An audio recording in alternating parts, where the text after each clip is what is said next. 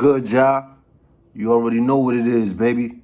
It's the T Paris, aka the Young Marvin Gaye. This rap shit, most original, most creative, most in tune with the times, and I'm sort of like your inspiration. And this is P's Perspective. Let's not waste no time, y'all. Let's get right into it. Before we even start, though, man, I just want to give a rest in peace shout out to George Floyd.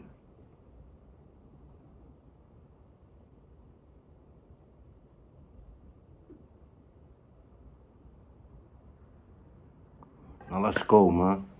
We got a real intense topic discussion today, man. For those who know, I'm a hip hop artist, man. So that music in the beginning, you know where my mind is at. And I felt like it was time that we just tackle this topic right here, man. And we just gonna title this one right here, The Revolution.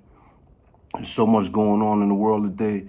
There's nowhere in the world I was gonna be able to just sit back and, think of something to talk about and ignore what's going on in the world, man. This is touching people's lives all over, man. It don't matter what type of person you are. It doesn't matter your race, your religion, your creed.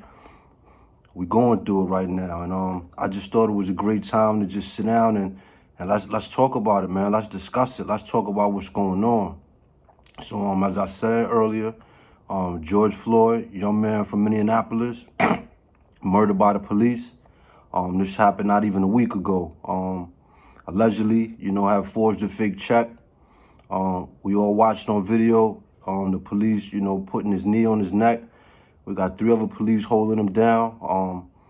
This is murder, man. There's nowhere in the world that we could describe this as anything else, Here we like to just be accountable and call a spade, man. The police murdered this black man right in front of our eyes.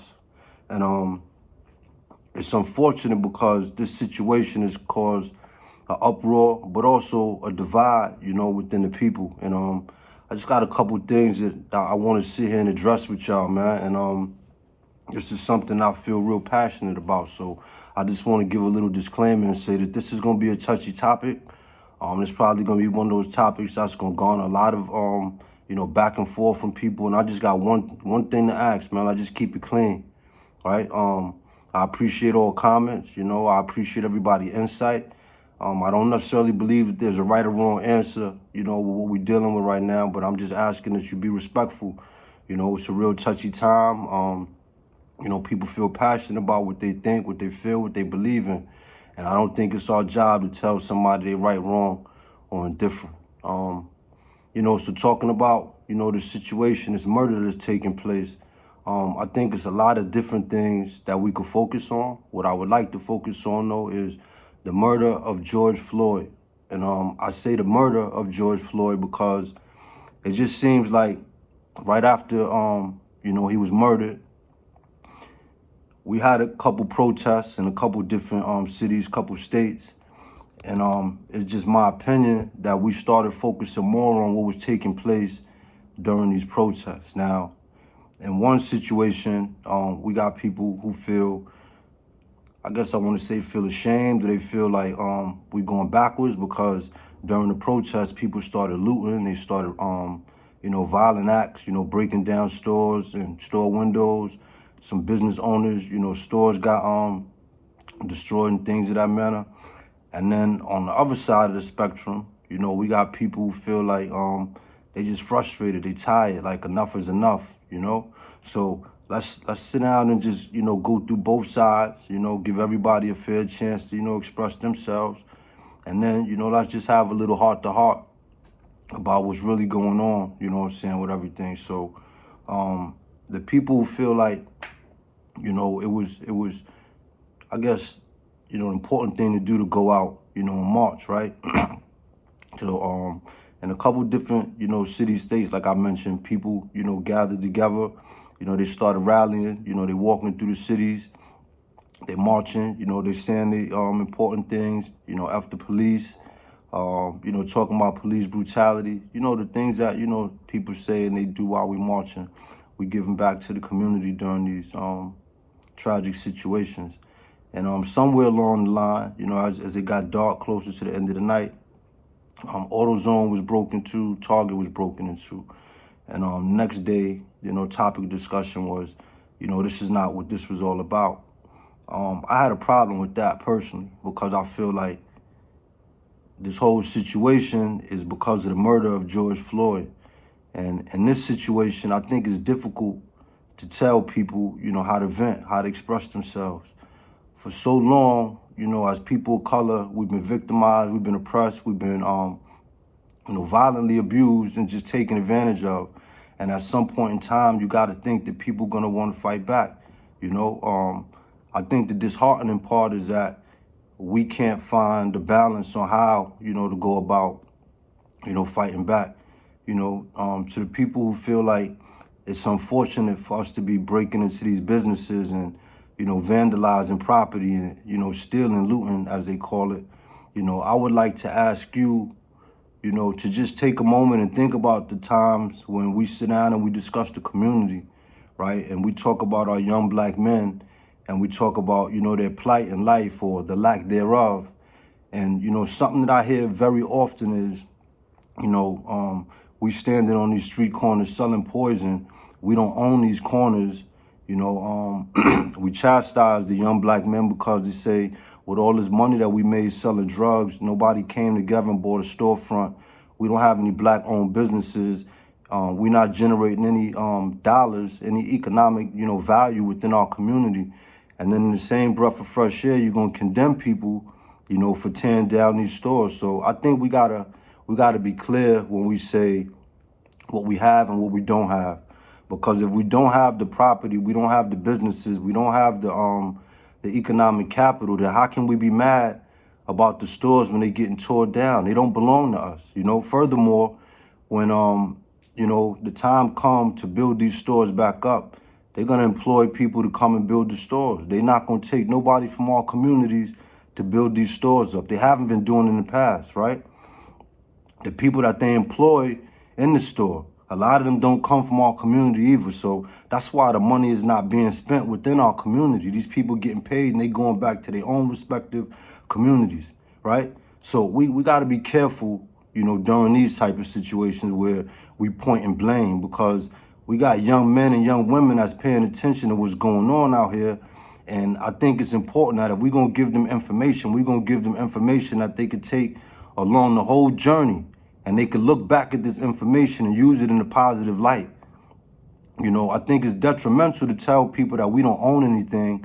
And then after somebody get murdered and these people go out there and this is the way that they want to vent, this is the way they want to express their frustration, then we talk down upon them. And they look just like us. They walk just like us. They talk just like us. These are our brothers and our sisters. I think, another thing that's very important to point out is that when you pay attention to history, this ain't nothing new. And so for some of us, we starting to get in the midst of what's going on. We starting to have our voice. We starting to exercise, our right to step up and speak about things that we don't agree with. But there's a lot of us who've been doing this for a long time. And I think it's disheartening for you to sit down and tell somebody who's been out there in the trenches, on the front line, that what they doing is not right or what they doing is not productive. How dare you? A lot of people sitting at home, they just turning the television. They just reading the information that is being printed in the newspaper. We don't own these sources of information. And so you have to pay attention to where the information is coming from. It's like we puppets out here sometimes, man. And one breath of fresh air, we don't watch TV, we don't pay attention to the media, we don't listen to what the news reporters say, and then as soon as they print something on the TV, we running with it. We looting and we tearing down our stores, I did my research and it seemed that a lot of these stores that was getting looted and vandalized, it wasn't even by people of color. It was by white people that was planted there by the government. Come on, man. We got to open our eyes. And we pay attention to history. This been going on forever. The Black Panthers is one of the most notorious groups of color that been here and fought for us. They was all between the ages of 18 to 25. Young, passionate warriors ready to go to war. And they infiltrated that organization with people that look just like us. So I don't want to hear anything about the young people shouldn't be standing on the front line, man, that you don't want to see people die. There's casualties in war. There's casualties in war, man. Wrap your mind around that. This whole world been built on violent revolutions from the very beginning. Anytime America wanted something, they did it violently. Come on, man. Stop acting like you don't know what's going on out here. We pay attention to one situation, all of a sudden everybody become an activist. I'm not feeling that, man. I'm not feeling that. A lot of people don't want to come out and get involved in nothing that's going on that has to do with the community. Y'all don't want to go to community board meetings. When we putting events together in the community, you don't want to participate in them. You don't want to chip no money in. You don't want your kids to be involved. You don't want to go to parent-teacher conferences. But then you got so much to say when somebody else is out there willing to put their life on the line. Come on, man. We got to do better. And then on the other side of the spectrum, you know, the people who feel like we going too hard, you know, I understand. We got children. I got a daughter myself. You know, my daughter just texted me yesterday and said to me, Daddy, please, if the police say or do anything to you, just listen to them, because I need you. That brought tears in my eyes. I'm going to be honest, though, man. My daughter's 17. We having a conversation. And we ain't just start having a conversation. It's been a part of our dialogue since the day that she started talking to me. This is what we've been talking about, man. This is in my heart, man. I'm passionate about this. I hear people say it all the time, man, all the time. If I was there when slavery was going on, man, I would have did this. It's here. We going through it right now, man. Slavery is here. All that stuff you talking about, what you woulda, shoulda, coulda did, you could do it now, man. You could do it now. Come on, man. This is disheartening, man. There's so much stuff I'm seeing on social media. People, I saw a post today with somebody, you know what I'm saying? No disrespect, man. No disrespect, but we got to talk about it, man. When somebody, you know, made a post and they talking about us selling drugs in our community. How you gonna talk about the poison in the community when we talking about the murder of George Floyd? You don't want to talk about who put that poison in our community. You don't want to talk about how that poison got to America. You don't want to talk about the system that perpetuates the drug use that's going on in our community. But you got the nerve to compare drug use to the murder of one of these black men by these devils? Come on, man. You should be ashamed of yourself. You should be ashamed of yourself, man. Look in the mirror, man. Look in the mirror. We people of color, man. And we under attack. We've been under attack. Let me give y'all a little bit of history, man. A little bit of history. Emancipation Proclamation, 1863. They say Abraham Lincoln freed the slaves. Abraham Lincoln allowed the slaves that were in slavery to be free to go and fight on the front line of the Civil War. That ain't freeing the slaves, man.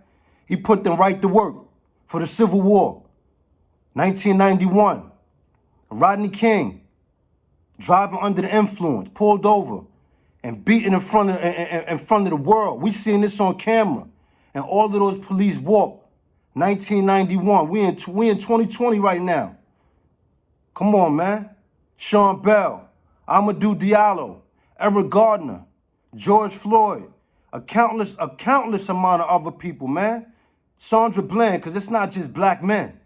It's not just black men, man. It's an attack on black people, period. Come on, man. The revolution is now. It's right now, man. It's going on. Let's talk about the black churches that they burned down, man. They've been burning down black churches. This ain't new. And y'all worried about Target or AutoZone. Let me tell you something, man. And don't quote me on this, man, because right now I'm just going straight off the top of the melon, man. I'm going off the top of the melon. Your president wear a red and white MAGA hat. Now, a lot of times throughout the world, you know what I'm saying? You talk about the gangs, you know, Bloods and Crips. You walk through a community, somebody all flamed out, they got on all red, or they got on all blue. Come on, man, it ain't no secret. We know what they repping. Your AutoZone is red and white. Target is red and white. That MAGA hat is red and white. I can't see how you see us destroying this property and all you talking about is the money, the capital, you know what I'm saying, the goods. This stuff ain't worth more than a human life. It's not worth more than a human life, man. I need y'all to remember we doing this because of George Floyd. and all the countless other people of color that have been gunned down because of police brutality, man. Let's call it what it is, man. Let's call it what it is. Another thing I keep on seeing, black on black crime. What is black on black crime? That don't even exist. That does not exist. If we talking about our community that's predominantly black, your crime is crime. So if a black person kill a black person, it's crime. When you go to these other communities, the Asians don't call it Asian on Asian, Chinese on Chinese, Japanese on Japanese, white on white. They don't do that. They call it crime, man. Come on, man. Think about what we doing to ourselves, man. We doing this to ourselves, man. This ain't the white man right now. This is us condemning ourselves, man. Let me speak on something else, man. Because it's a lot of y'all, man. A lot of y'all look just like me, but you go home to the other part, man. You go home to white people, man. And you gonna sit here and tell me that I don't got the right to tell somebody not to speak up about what I'm passionate about? Yo, they killing us, man. They killing us. Yo, I don't got no racist bone in my body, man. I help anybody. I help everybody, man. Don't tell me that I can't be passionate about this shit right here, man. You come in our community, but you don't stay here with us, man. You got a lot of nerve, boy. You got a lot of nerve. You going back home where it's safe, man. I'm here every day. Every day on the front line, man. Don't tell me what I could talk about. Yeah, I'm going to call people out, man. You say you my friend, you my family. You care about what I'm going through. I've been black all my life. This is my experience, man. I can't take this skin off. I can't come out of my shell and be whoever I want to be. At the end of the night, I'm going to be black, man. And I'm going to stand up for what I believe in, man. I don't care who feel the way.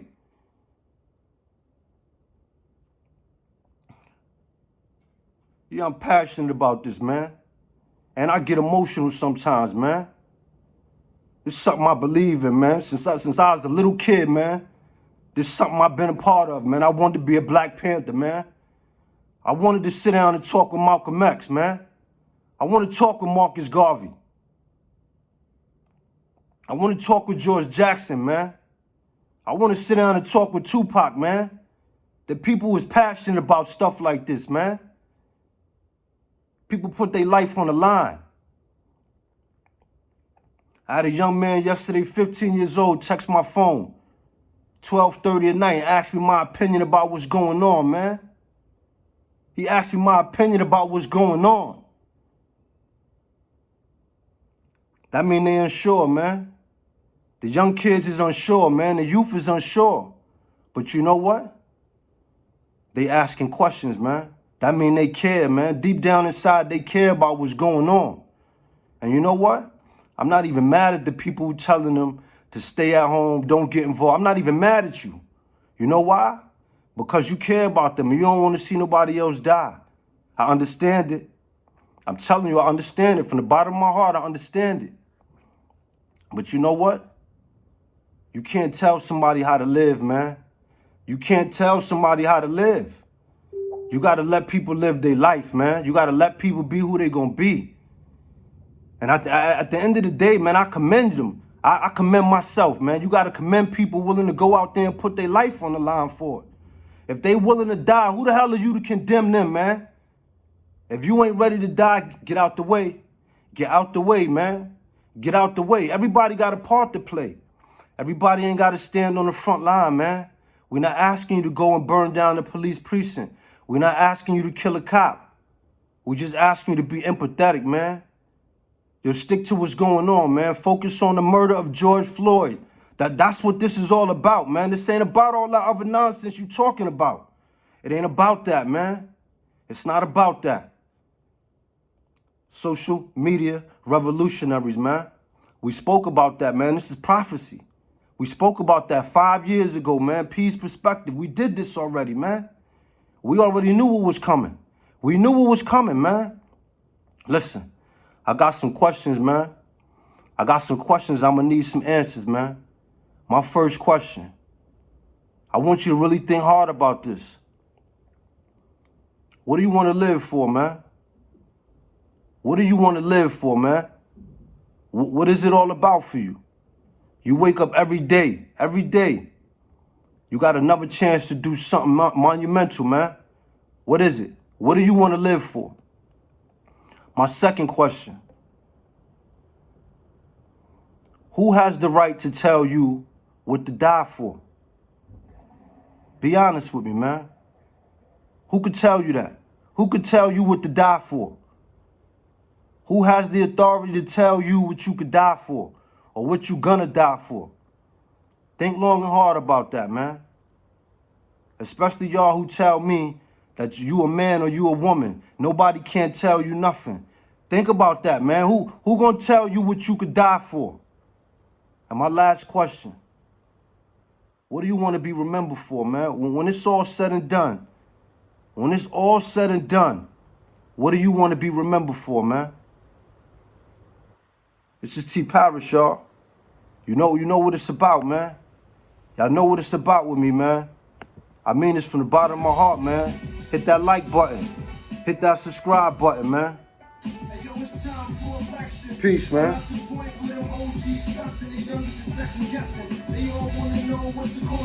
Let's do it, y'all.